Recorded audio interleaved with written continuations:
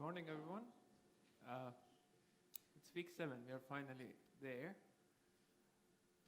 As usual, if you have any comments, questions from last week's, add them to the poll so we can go through them together. In the meantime, I can give you an introduction of what we have on the menu for today.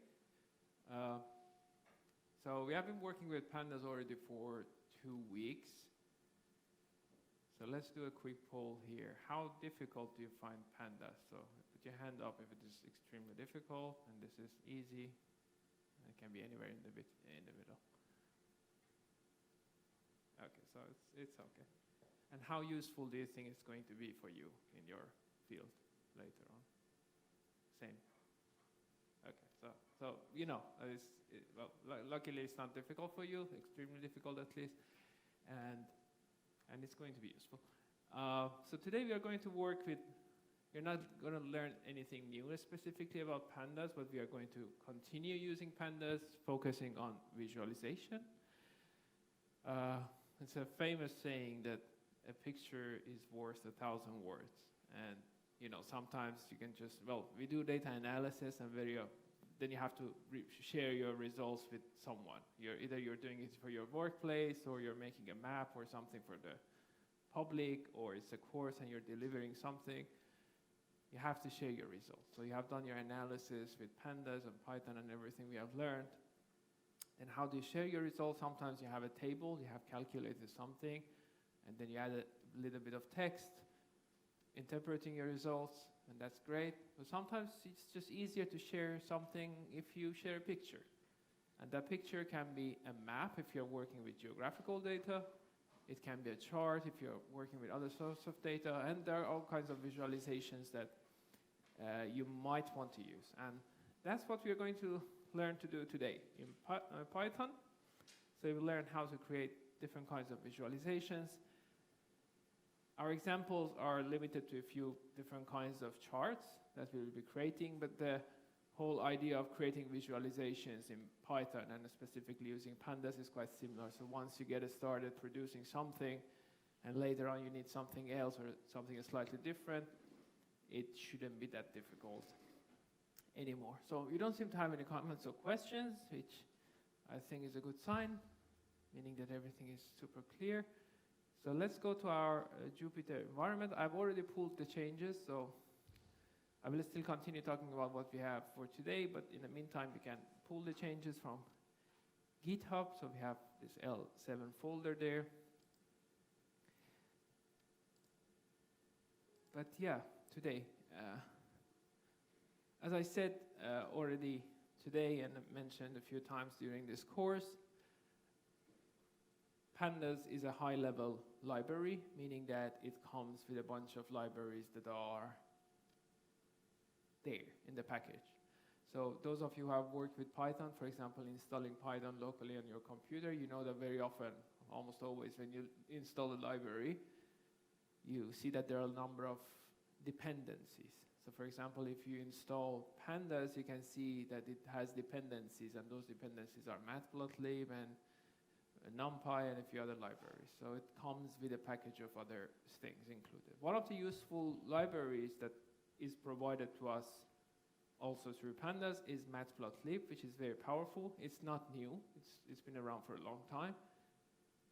So there are more modern examples of it, but it's very fundamental. So even more modern libraries build on top of matplotlib very often. So it's a useful, extremely powerful and flexible plotting module that you will end up using many times in future as well, I'm sure. So the learning goals today, we are going to learn the basics of creating an XY plot using pandas and matplotlib in Python library, of course, in Python environment, of course. We will learn how to manipulate plot formatting, because creating a quick plot is just very short, very easy, very short line of code. So what we will be spending more time on today is how to manipulate the visuals, how to make the chart look better. So we will spend quite a bit of time on that. Yeah, and we will also see how, we are working in Jupyter Notebook, so you will see how it works in Jupyter Notebook environment, and we will see how to export the images. So if you produce a chart, how do you export it, for example, as a PDF or an image file? So these are the things we are going to cover today, and this is, as I mentioned, our last week of this course, which means that we will have our final exercise. So we will have week 7 exercise 7. Last week, mistakenly, I said that 6 is the last one, but we have a still exercise today. And in addition to that, we have the final project of the course, and I already published the information yesterday. So some of you might have taken a look at it, but today, hopefully, we will have time and we will go through these things toward the end of the lecture. So as you know, and I said on the first week, we don't have an exam for this course. So your grade will come from the exercises that you have been doing weekly and, of course, the final project. But let's go through that later. Now let's start with pandas. So plotting in Python. As I have said many times during this course, Python is a good programming language for a number of reasons. One of the reasons is that it has a very engaged and active community, meaning that people just keep on, many enthusiasts build libraries that they can use. So you might end up developing a library for your own work. You have a certain kind of visualization that you produce a lot, and then you write the code and you may want to share it with others. So what they do, they just produce those scripts that we learned about, was it week 3, week 4, and they share it with others, so it becomes a Python library, essentially. So it's a very rich environment, with, like module-wise, library-wise. And there are a lot of libraries for different kinds of visualizations. So if there is a special kind of chart that you need and it's not provided by Matplotlib, then if you just do a quick Googling and do a bit of research, there is a good chance that you will find a library somewhere. So someone has needed this kind of chart and then might be available to you. So Python plotting libraries. Another great thing about visualizing with Python is that, of course, you have some libraries and they come with functionalities, but you know, your limit in programming is essentially the limit of your expertise. So if you really want to visualize something in a very specific way, there is no limit as long as you know how to write your code. That's not the case. If you're making a chart in Excel or whatever software you're using, then there's a limit. There are some options that are available to you. But in programming, you have the freedom of doing what you want. So Python plotting libraries, there are a lot of libraries that you can see here. I don't know if it's big enough, I guess you can see. So there are all kinds of libraries. There's BaseMap, there's Cartopy, as you can guess from the name, they're from map making mostly. There's Seaborn, there is Pandas, which also uses Matplotlib. But you can see that this shows the relationship between existing libraries, and you see many of them at their core use Matplotlib. So that's why we are learning Matplotlib. Because later, if you end up using Cartopy for something, for example, in our cartographic course, we use Cartopy a bit, then it's familiar because it's building on top of Matplotlib. So, and then you know that when it comes to visualization, there is a lot out there in the world of JavaScript. And in this course, we are not using JavaScript, but many of the libraries that we work with in Python take elements from JavaScript world as well. So without writing any JavaScript, you're benefiting from what is available in that area. So yeah, so there are a lot of libraries out there, and many of them are just connected. And at the core in Python world, there is Matplotlib.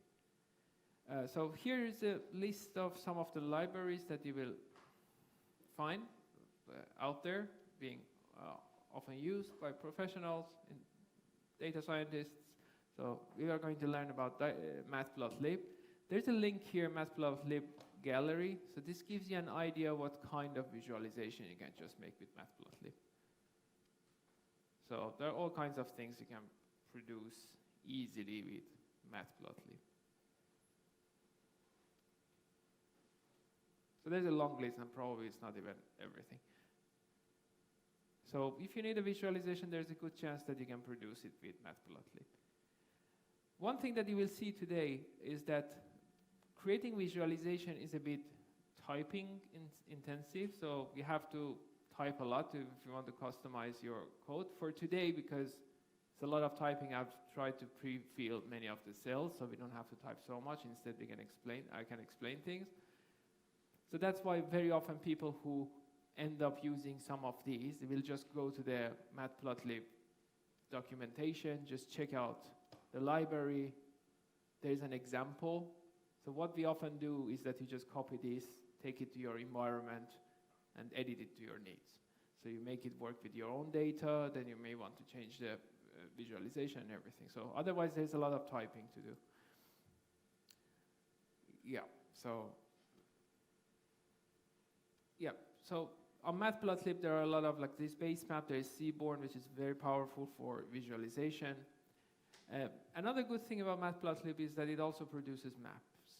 So for those of you who will later on use Python for map making and GIS, you will see that we will continue using Matplotlib for producing maps as well. So you can do all kinds of things. You can add a legend, you can customize your visualization. So it's great in that way as well. There is another library that is very popular. It's more modern compared to Matplotlib, and it's called Bokeh. So it's also, there's a gallery here. You can check out what kind of things you can do. It might look a little bit nicer than Matplotlib in terms of visuals, but it also builds on top of Matplotlib, so a lot of similarity. Plotly is another library that I personally like a lot for producing maps. You can also make all kinds of charts, so it's not only about maps. It makes it very easy to produce interactive maps, if that's something that you need. Again, this is something we use in some of our GIS courses. Then there is Dash, which is not specifically for visualization, but Dash works very closely with Plotly. So it's a web framework based on Python. So we are not going to go through that, just to give you an idea if you ever need this. If you want to create a website that works with Python, you can use Dash.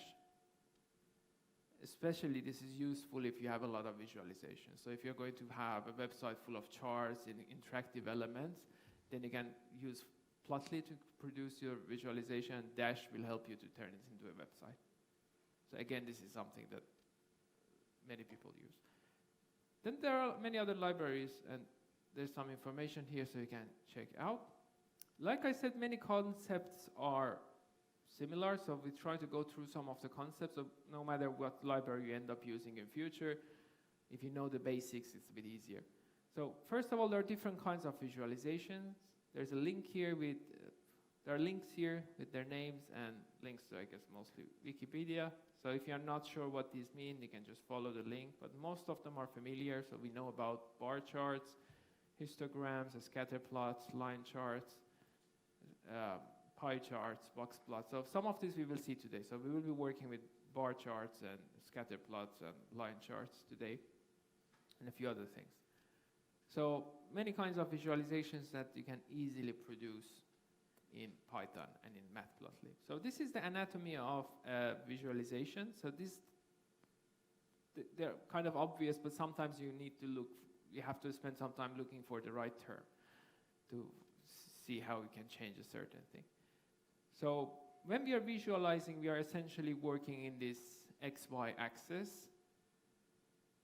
That's why the same libraries can also produce maps for you. So it doesn't matter if it's a line chart or a map of a river in Amazon. Because what you're essentially working, you are in this XY coordinate system and you're just plotting the elements. So we have lines. Sometimes you have also filling between the lines, or if you're working with a polygon or other shapes, then you have filling.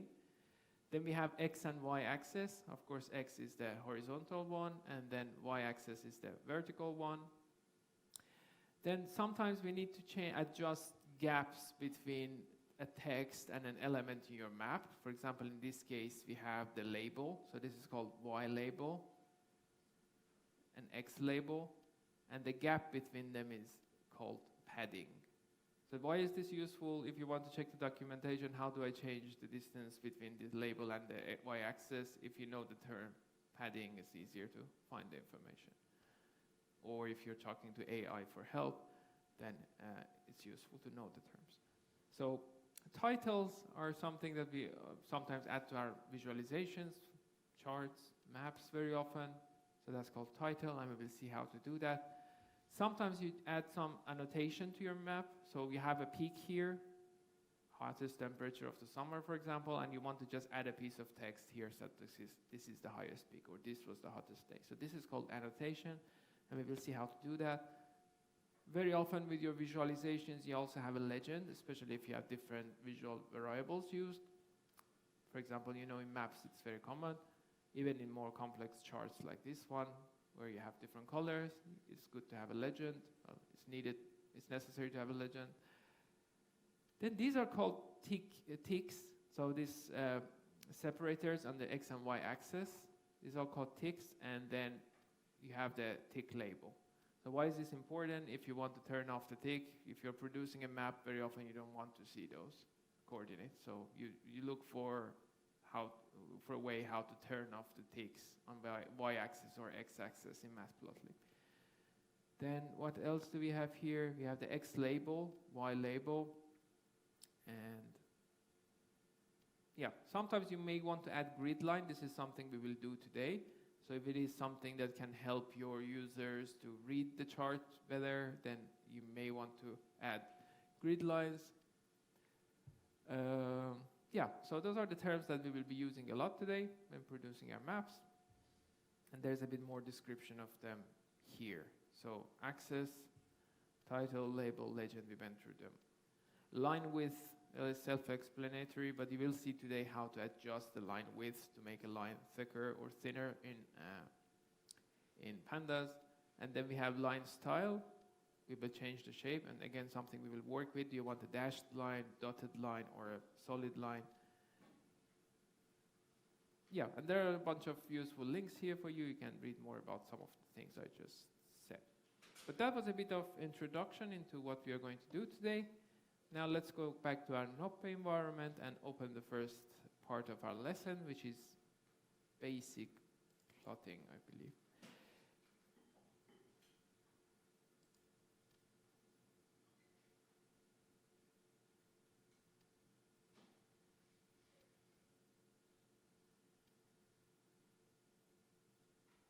Okay, so we will be working, now we'll start working with Matplotlib. Toward the end of this part of lesson, we will quickly look at another library called hvplot, which is a handy library for producing interactive visualizations.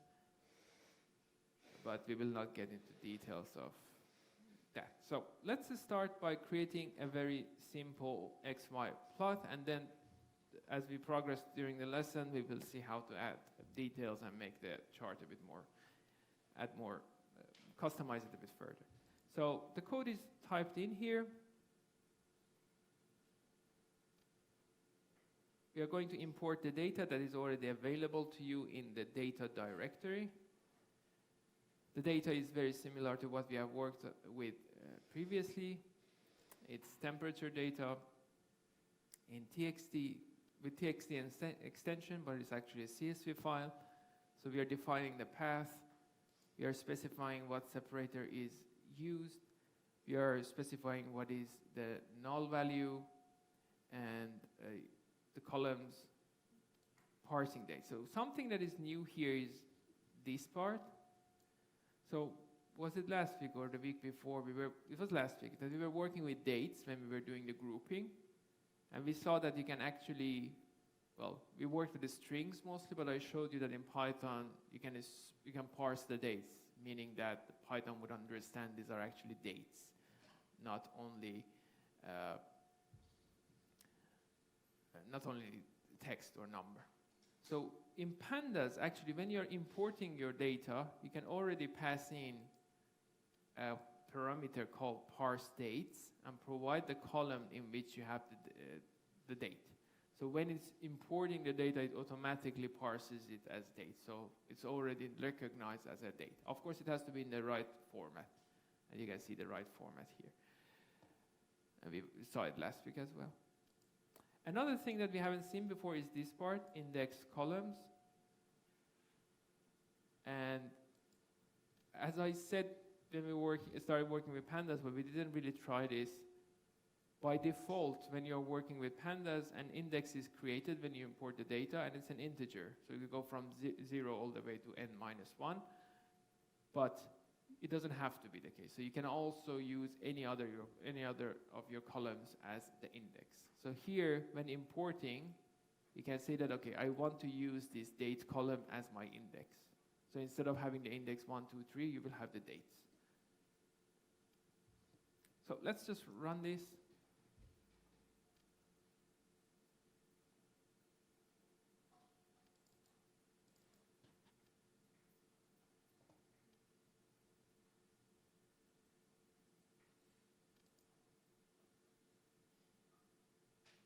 Okay, so the data is now loaded. So as usual, we are going to start by exploring our data a little bit. So I'm going to use data.head to take a look at the data and see if it was imported properly. And that seems to be the case. We have some missing values. Let's not worry about them yet.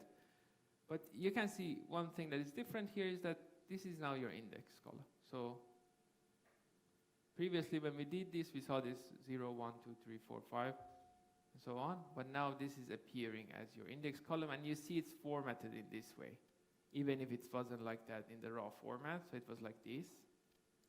But now it's formatted because it knows that it's date. So it's presenting it to you in a readable way.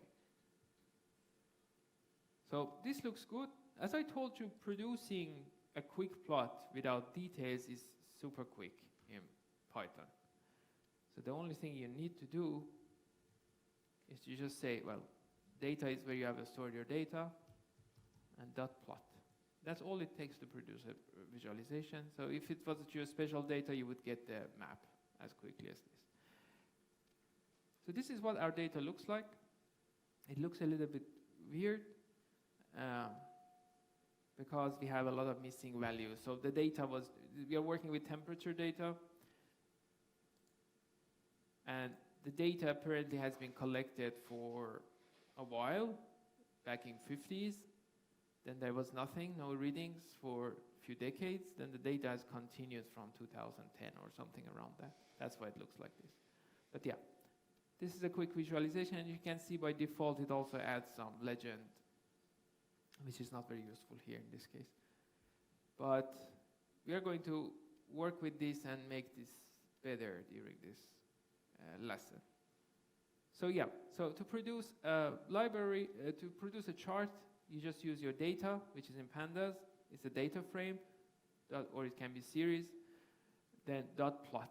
That's all it takes to make a very simple map. So now we created a new object, and we are storing it in X variable. So let's do something that we have done often, and that's checking the type of data that we are storing in X. And as you can see, it's an access object. So this is an object that we will be using when working with visualizations in Python. So it's called access. That's the term that matplotlib. As I told you, every visualization feature that we are using in pandas, even if we don't specifically mention matplotlib, like here there is no matplotlib. I just use data.plot. But it is actually using matplotlib. So you can, if you didn't believe me, this is proof. So the object that is created is a matplotlib.access object. So another proof that this is actually provided by matplotlib in pandas. Okay, so as you see, this is very easy to produce a simple chart, but this is not ideal. So we are going to make this better. Now we are going to select plot data based on the date. And that's why we use the date as the index to make our life a bit easier. So now we are going to create a basic plot with the subset of our data, and we know how to already do that. So I'm going to make a subset of my data called October temps. So I'm going to choose the temperatures from 1st of October 2019 and store it on a variable called oct1 underscore temps. The rest is just good old pandas. So I'm going to make a selection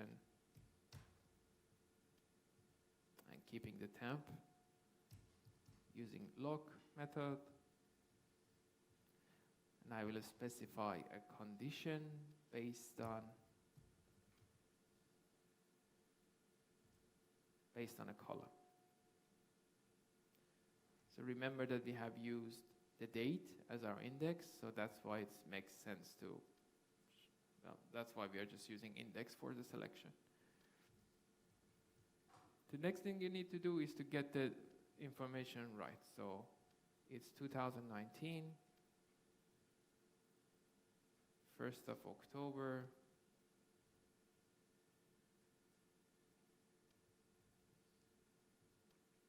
at 12. So I added the date, the full date, and the hour. So I'm following the same structure that was used in the data. Okay, so next thing I'm doing is creating the visualization. So again, I'm going to create an X object, but this time I will create my map based on this sub-selection of my data, which was called oct_temps. And remember, you can just simply do that using .plot.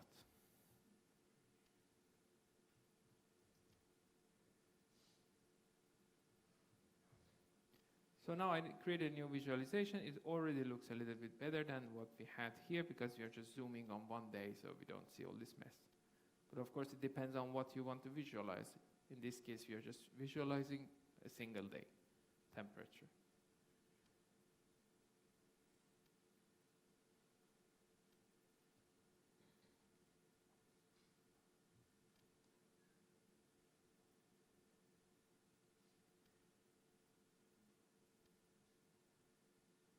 Okay, so as I said, one of the things we will be working with quite a bit today is plot formatting. So producing the plot itself is easy.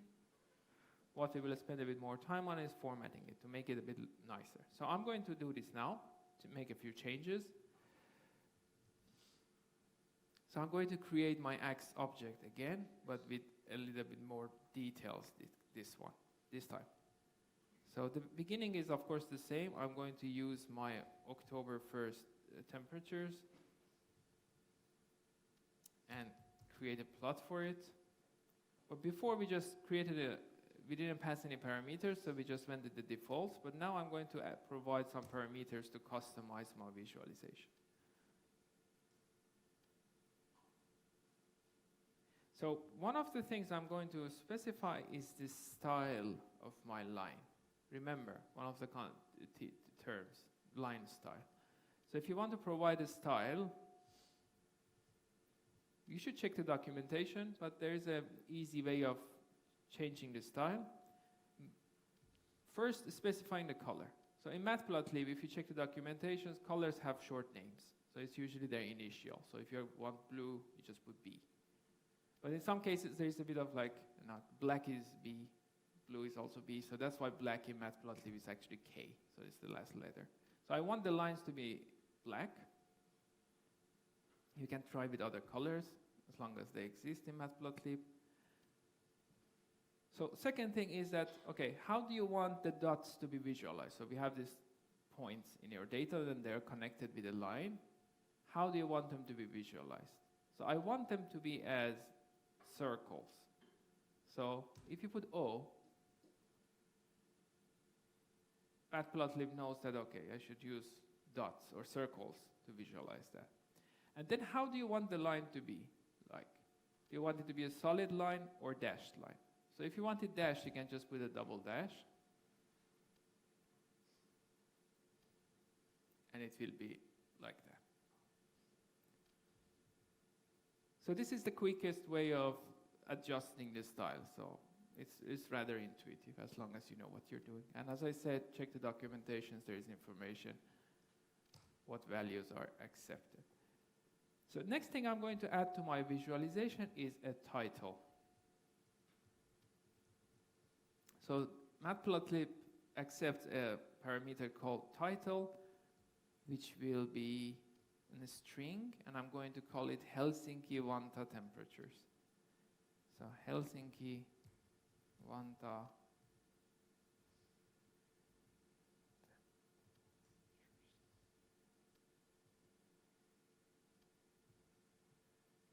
Okay, so now I have added a title to my visualization, to my chart. Another thing I'm going to add is a label for my x-axis. So there's another variable you can pass in called xLabel. And for that, you can specify what you want to write on the x-axis. So I'm going to write date. So the x-axis is the dates. And similarly, I'm going to provide a label for the y-axis. So there's a parameter called yLabel.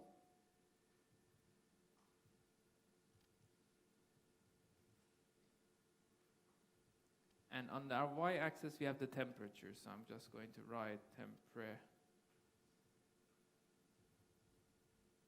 temperatures. And as you might have guessed from the values we have here, these are in Fahrenheit. So just to be clear, I'm going to add here that it's actually in Fahrenheit.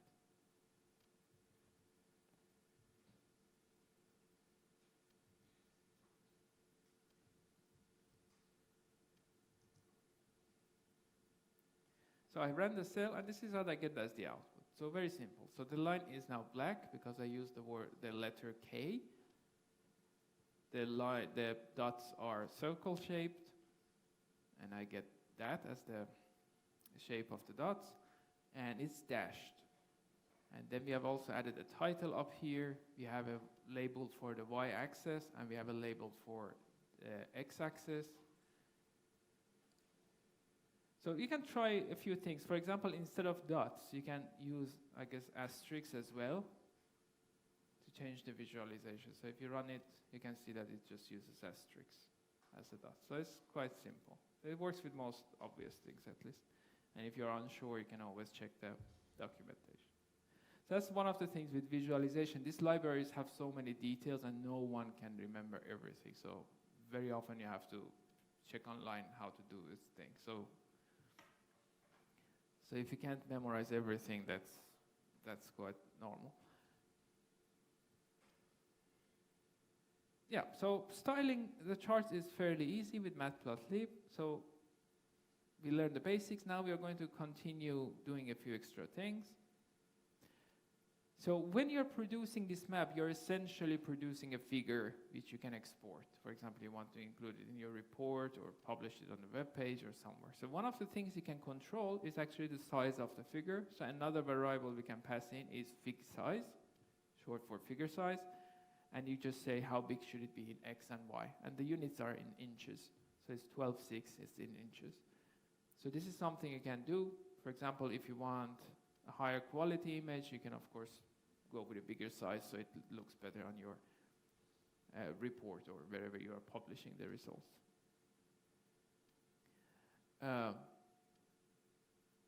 Another thing, and we go through, I will show you what we can do, and then we are going to do it actually in the next part. So another thing that you can do is to add an annotation. And as I said, it's just a piece of text that you can add somewhere. And for that, you have to specify where you want that to be located. So you are going to give X and Y coordinates. So you want to write something, hottest day, high temperature, anything that you want to annotate your chart with. You have to provide a coordinate. So Matplotlib knows where to put it. And the coordinates look weird here, but you should remember that your coordinate system here is what? X-axis is your date, Y-axis is the temperature. So if you want to tell Matplotlib where to put a piece of text, you have to tell the coordinates, which in our case are the dates as X, and temperatures are as Y. So that's why you end up with this kind of coordinate. But it doesn't matter. It can be a map. You might be in a real coordinate system, then you go with real coordinates. But in this case, this is what we have. And then once you have the coordinates set, you can add it as a text to your map. So you just say, okay, put it at X and Y, and this is what you write. This is my text. So this is how we annotate our charts. Another thing that we will be doing a lot today, whenever producing visualizations, is to adjust the extents of the chart. So if you want to zoom in, zoom out, or limit the visualization to a certain X and Y range, then you can provide a parameter called xlim and ylim. So it's the X limit and Y limit. And you can specify a range. So you can just zoom in and have the Y in this case is the temperature. So just zoom into temperatures between 38 to 44 in your visualization. So that's another parameter you can pass to your plot method or function.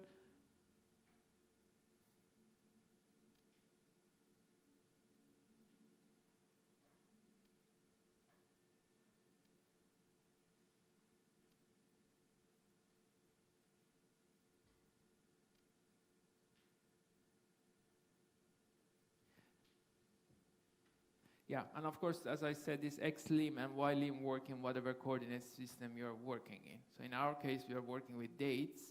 So for your xmin, xmax, when you're defining you can just use the date time. And you remember we saw this last week. So you can provide a date, and this date time function will convert it to the right date time format, and then you can use that for specifying your xlim and ylim. And we are going to add this to our code. So now we are just quickly going through this. So it will make more sense once we actually do it. Another thing you can add to your chart or map or whatever you're visualizing is a legend. So this is how you do it. So when you're defining your plot, you can add a label for your legend. So what is the title of your legend? So here it's observed temperature. And then what you have to do, once you close this ax.plot, remember to add ax.legend. So this adds the legend to the map, to the visualization. Okay, so now we learned a few tricks, and now we are going to apply them to our visualization. So here there will be quite a bit of typing. If you don't feel like typing, you can, of course, copy some of the things I already showed you, but I try to do it myself and not make any typos. So first thing I'm going to do is to define the extent I want to use for my visualization. So as I said, I can use an xmin and xmax. So this is the x range that I will be using in my visualization. And I'm going to use Python's datetime function to just, so instead of getting my dates in the right format, I will just do this, and Python will take care of the format for me. So I want 2019, 10, 1, 15.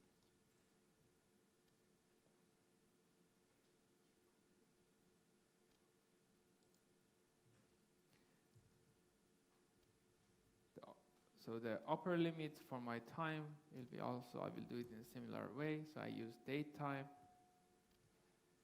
and I will use a certain time and hour. So 1st of October, 10 p.m. So 2019 of October 1st time. So this was my x-axis. Remember, it was dates. So for specifying the range for my y-axis, it's a bit easier because I'm working with temperatures, so there's less typing. So I want to just focus on temperatures between 38 and 44.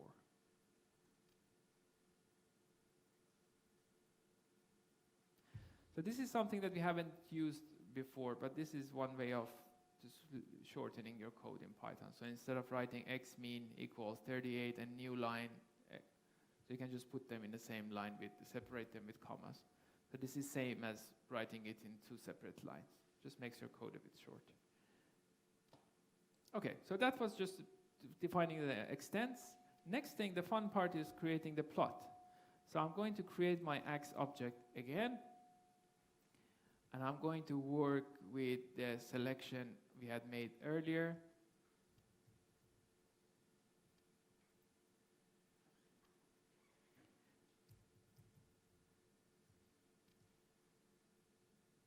And we want to customize our visualization with things we just learned. So I'm going to pass in some parameters, style.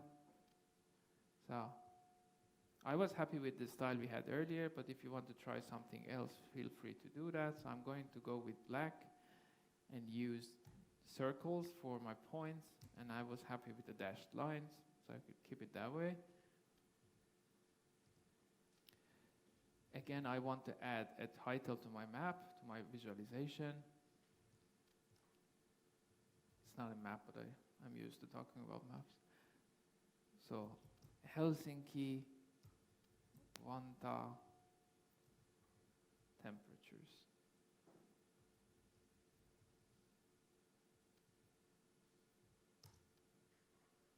And remember that you're inside a function, so you're providing parameters to function, and we have worked with functions a lot. So the next parameter I'm going to provide is a label for my x-axis, and that's going to be, of course, date, because that's what it shows. And for my y-axis, I'm going to go with temperature, and specify that it's actually in Fahrenheit.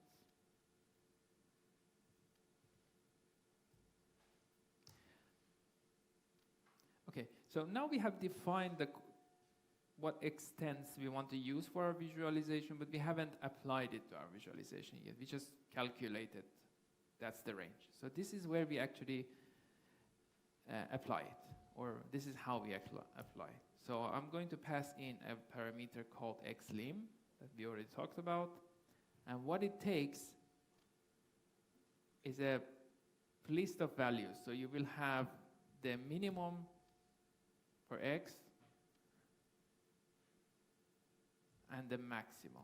And remember, these are the values that you have calculated up here. So I did the calculation up there to keep my code a bit cleaner down here. Second thing I'm going to specify is the limit for y-axis.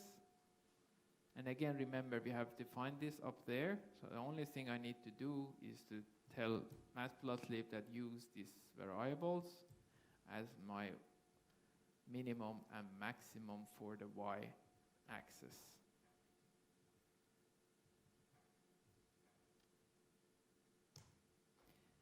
Again, I'm going to add a label to my visualization.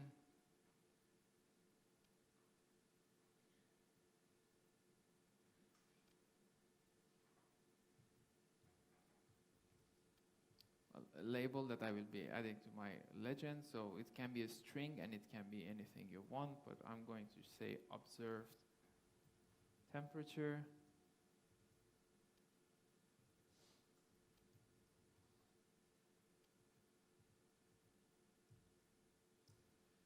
What else do we want to add?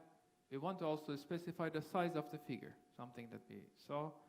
So I want to say, okay, my fixed size, and remember it's a tuple. So we go with parentheses, and you provide how big of a chart you want, a figure you want. So we specify values for x and y and inches. And of course, with this, you go with trial and error, or if you have a good idea how big of a picture you want, then you can specify, but 12 inches is quite big. So, yeah, so I specify the figure size, I close the parentheses. Then a few other things I want to still do. I want to add a text to my plot, remember, adding some annotation. And for that, you need to have coordinates. So where do you want to place the annotation? So I'm defining the x and y coordinates for it. I want to place it on around 6 p.m. So we provide the date. Remember, the x is date in our case.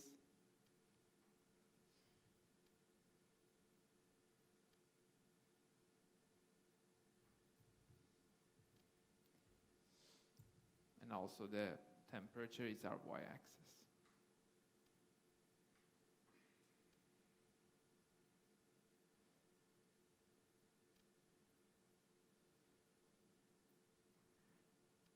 So defining the coordinates, of course, is not enough. You should remember to also add it to your axis. So remember that you're creating a visualization object, so whatever you're adding, you add it to that axis. So this can be called anything, but it's common to call it ax. So now I'm adding the text. So ax.text, and for that you have to provide the coordinates at which you want the text to be added, and of course you add the text itself. So So this is just a test, so I'm going to just write something random. This is my test, but you can write something else if you want.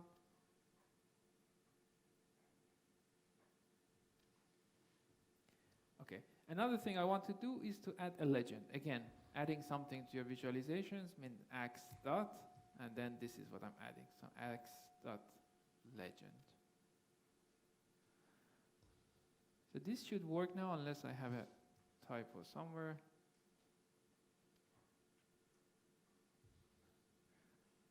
Okay, so this is my visualization. If you compare it to what we had earlier, you can see that we have limited the x and y, so it's just between a certain range. And this is where we have added the text. So remember, this is the x and y. So we added it at, what was it, 42. So it's appearing on y value 42. And the x was somewhere here.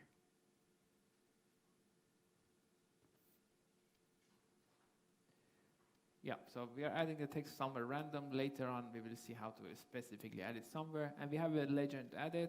So the legend is using the symbology I've used. So it's a dashed line plus a circle and the title that you had added to your legend.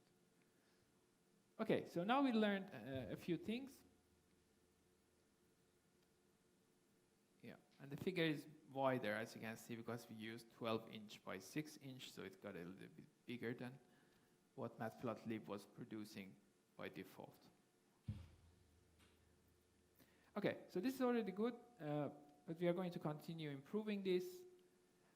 Well, one issue that we will encounter both when placing text on the plot and changing the axis range is the date time. So it's like a bit, now we are working with dates as our one of the axes, so it's a bit not, it's not super intuitive to work with it. So that's why, of course, you can do it the way we have been doing it now, but a more intuitive way of it might be to just convert everything to date time format. So you can also do this. So I will use pandas. This is something we saw briefly last time.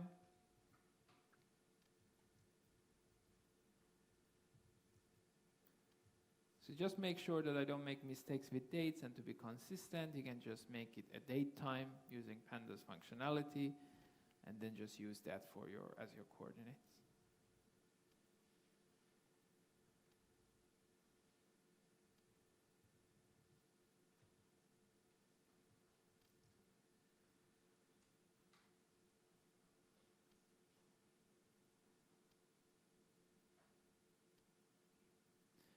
So it's just a different way of doing this instead of, yeah, so it's just more organized. So let's try to do this similar thing, this time handling dates as dates, using datetime object in pandas. So I'm going to do this for my values. So I'm going to convert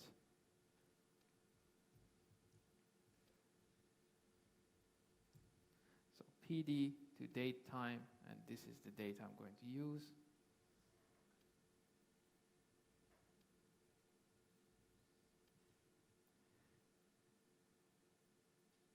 The end time I want to include, I will do it in a similar way.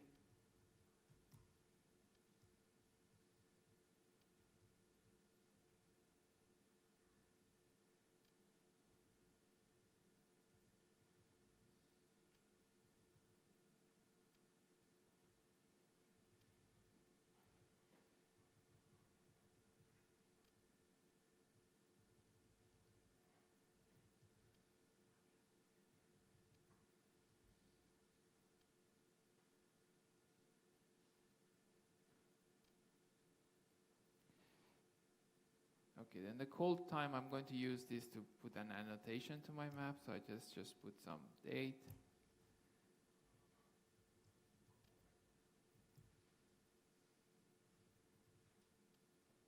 Here I forgot to put the quotation mark. Let's add it there. And this is the place where I want to put the call temperature. So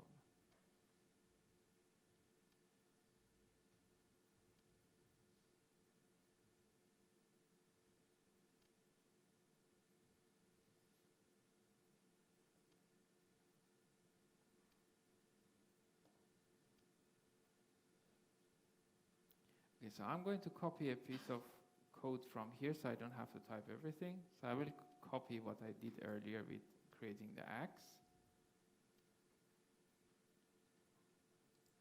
So I will paste it here but make a few changes. So I'm happy with this style. You can change it if you want.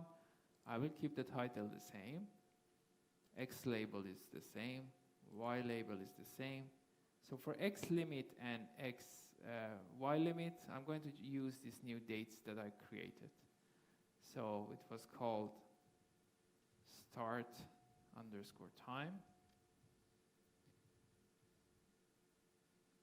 to end time. And for my y-axis, I will go from 40 all the way to 46 degrees Fahrenheit. Label is unchanged. I was happy with my figure size.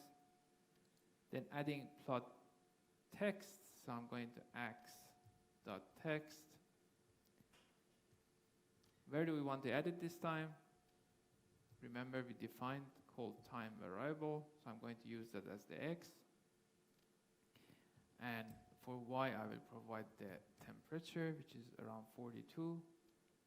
And the next thing you need to do is to add the annotation as a string. So I will just make it visually a bit nicer, adding an arrow. Then I will write coldest temp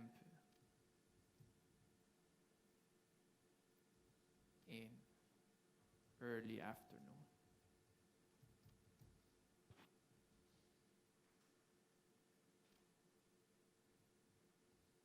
And don't forget to add your legend to the map, to the visualization.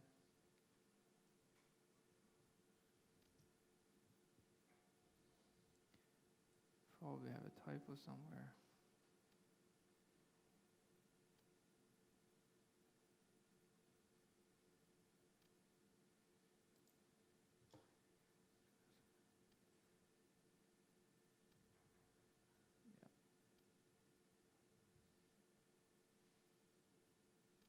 Yeah, I had a typo. Okay, so now we made it look a bit nicer. We adjusted the X limit and Y limit. So this looks very bad because we were abruptly ending here, so it's good to have a bit of padding so this doesn't, for example, happen. So this is handled a bit better here. We have the legend, we have the title, and we have added this coldest temperature in early afternoon.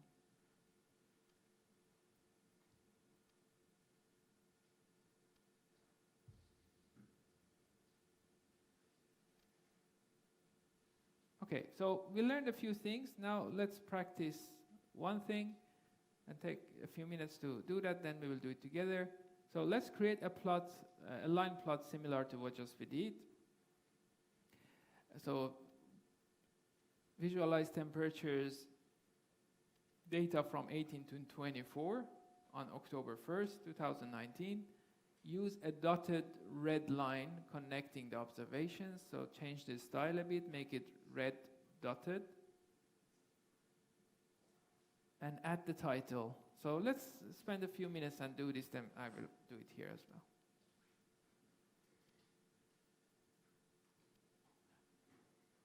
So I guess you can guess what would be the color for red. What is the short name for it?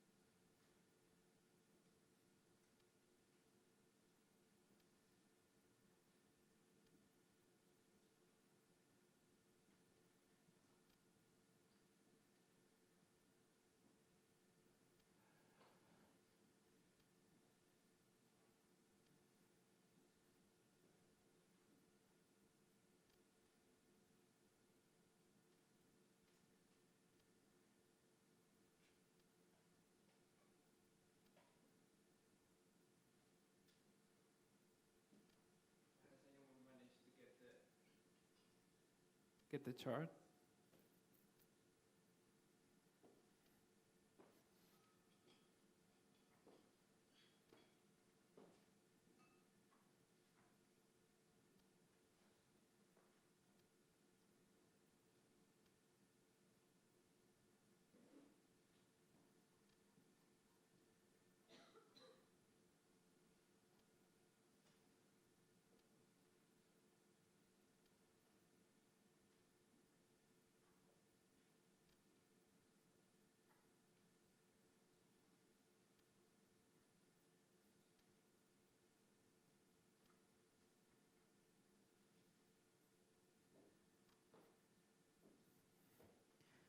I can see some red lines on some of your screens. I guess some of you have gotten it right.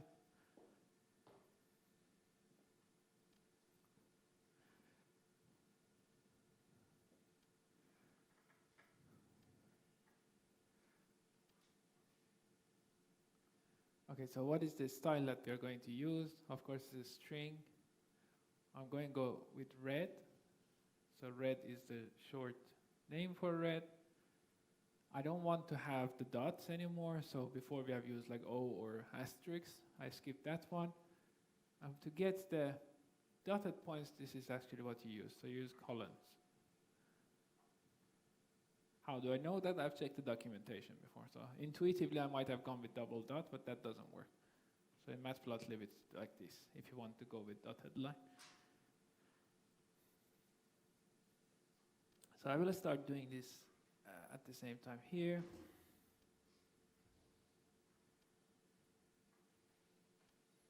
So I will copy the code from up here and make some edits.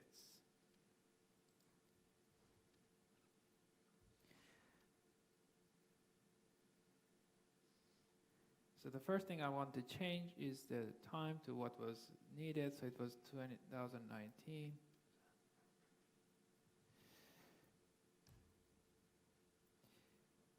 Then the end date was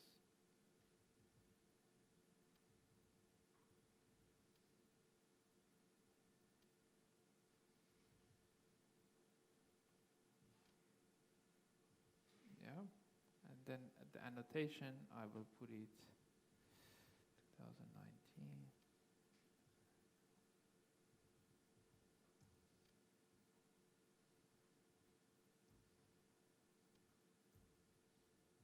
Of course, you have to try this to get it right. I've done this before, so I know where to put the annotation. Then I'm going to,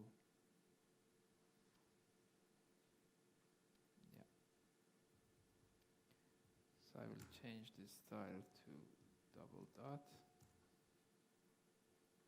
or it was red.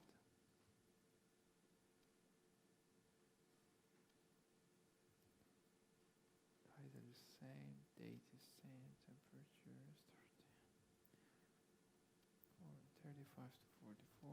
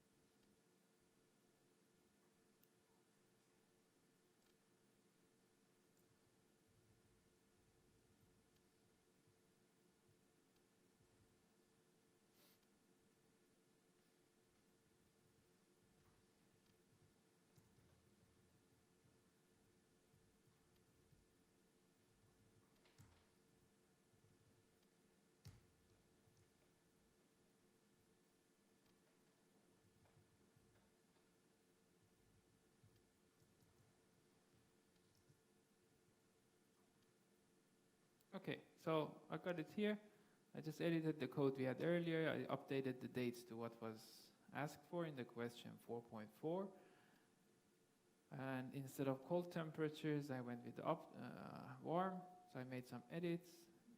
Nothing major is changing here. The only thing was this style to get it right. So red is the color, and I'm using dotted lines. So this is not perfectly positioned. You may want to still move it a bit to the right, but we know already how to do that. Okay, so one thing I didn't do, and that is adjusting the location of the legend. So here it's not ideal because it's a bit tight, so you have a lot of empty space here. So why not move it to here or there? So with visualizations, it's not just to produce something random. You just want to make it as efficient as possible. You want to make it look nice. So that's why you should pay attention to this, especially when creating maps. In GIS, this is important.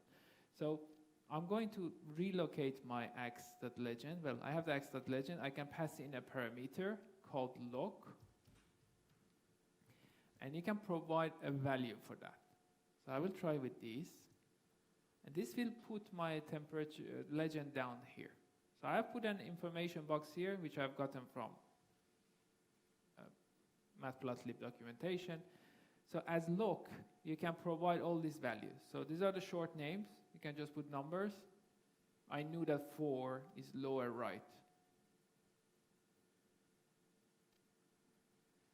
So I put it to put it to the bottom right. I used the value 4. If you want to put in the middle right, 5. But you don't have to put a number. So you can also put here the same value. So I can write lower right. So if you don't remember the number, this is probably easier to remember. And then it puts it there. So you can try it with the different values. There's also a best that automatically chooses where to put it. Let's see if that works. Yeah, so I wouldn't go with this. Decided to go with that one. But you have a lot of control over it. There is also, if you check documentation, you can also specify the coordinates where to put it exactly. But usually this is enough. So now we learned how to work with the style a little bit, and also change colors and change the location of our legend. Yeah, so we learned a few things. Now we are going to continue creating a different kind of chart. Now we are going to create bar plots. We are familiar with bar plots, how they work, and the idea is very similar to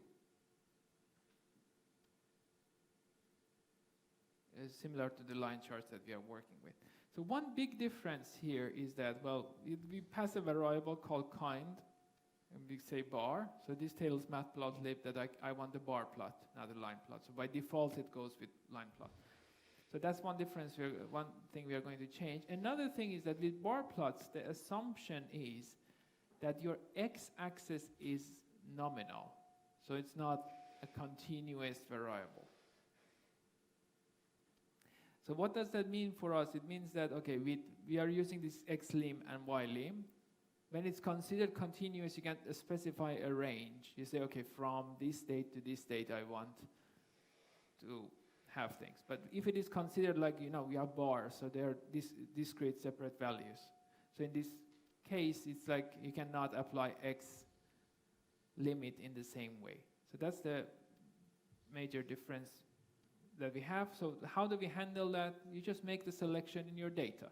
So instead of doing the x-lim in the chart, do that when you're selecting your data. So if you want to only visualize things from 4 p.m. to 6 p.m., instead of doing it in the chart, which has this limitation, when you're creating bar chart, just do the selection before you visualize. So what I'm doing now, I want to visualize the afternoon, and I know that bar plot handles the x-axis as separate values, so x-lim doesn't work. So what I do, I just make the selection beforehand. So I create a new variable called October 1st afternoon, and from October temps, I make a selection based on the hours. So from oct1 underscore temps dot index, I'm going to keep everything before 3 p.m. So this was the day 2019. So everything before 15, 3 p.m. So I do the selection up here. And then here we create our visualization. So I'm going to create the axe again, based on this newly selected data, which was oct1_afternoon.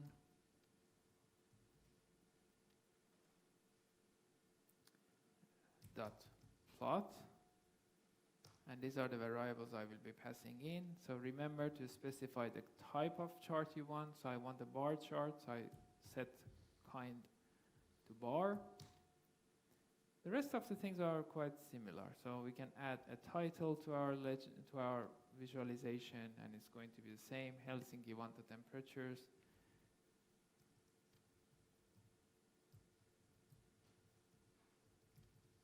So I'm getting lazy with typing. I keep it shorter. Then I'm going to add a label to my x-axis, which is the same as last time. I'm just going to write date. Then I'm going to need a y label, and again it's same as last time, so temps in Fahrenheit. Y limit works the same way as it did before, that's not a problem.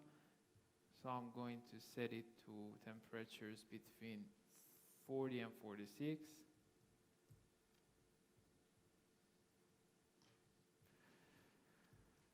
What else am I missing? I want to add a label to my legend. And again, it's the same, observed temperatures.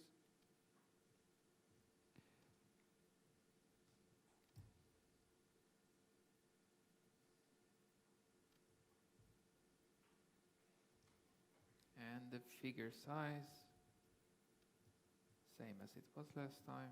So it was 12 and 6.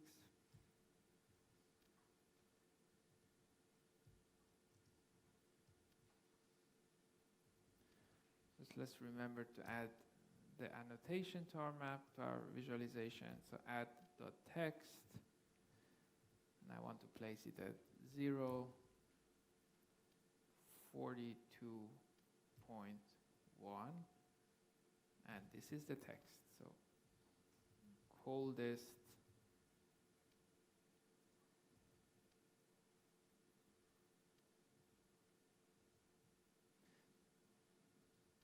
So I'm doing a trick here. So in the text you can put /n, and that reads as new line in Python. So in a new line I write temperature, and then again I put a new line, and I write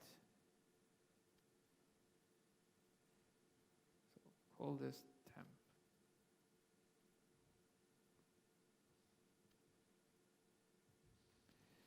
X.legend. Okay, so one thing about here is that, as I said, the x-axis is considered categorical, so it's not continuous. So we have these bars, and the bars are indexed. So it's bar number 0, bar 1, bar 2, bar 3. So this is what I have. I want to add the annotation on the first bar. So let's just run this and see what we get as the output. Then, yeah, so this is bar 1. So I added the annotation on top of bar 1. So that's the 0 I used up here. The x. So the x is like this, 0, 1, 2, 3, 4, 5. So that's how you add annotations. And then I had put new lines here, so coldest temperature, and then I use this v as an arrow.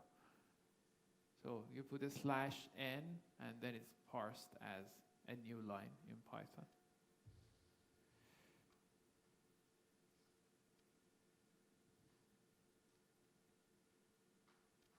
Okay. So now we created bar plots. Another thing we want to look at is exporting our map. So I'm going to just copy the code I have up here for creating the bar plot. So we don't have to type it again. Well, actually the code was here. So let's just look at it. So we have everything the same. This is how you save the image. So you just use plt.save fig, and then you put a path with an extension. So the extension you choose is used as the format of the file. So if you go with PNG, or if you go with TIFF, or you go with JPEG, anything you want, or PDF, all of them work. So plt.savefig. So what is PLT? PLT is a sub-module of matplotlib that gives you some extra functionalities.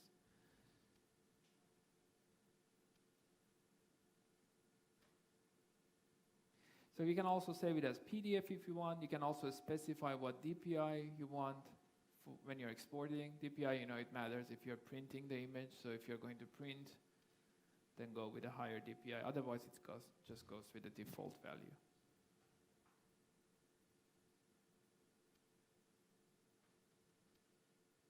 Yeah, so you can just test this. The code is there, just copy it and paste it here, run it and see what happens. So I just created it in my root directory. So it is created here as a PDF, so it was great. So you can try it with PNG, JPG, whatever format you want. So many formats are actually supported. Okay, so exporting is easy. Just add one line of code, plt.savefig, and you provide the name and format. That's it.